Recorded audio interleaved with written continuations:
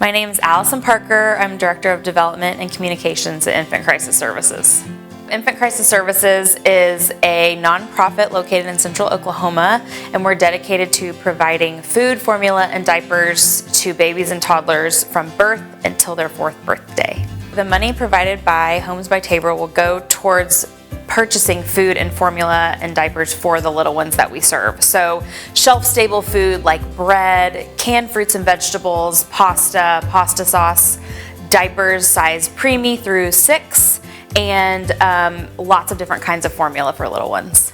2020 and 2021 were very busy years for us in terms of clients served, so we're really trying to pick up the pieces and continue to be able to do that in the numbers that we were doing in previous years. So we're really excited for this support so we can continue to do that.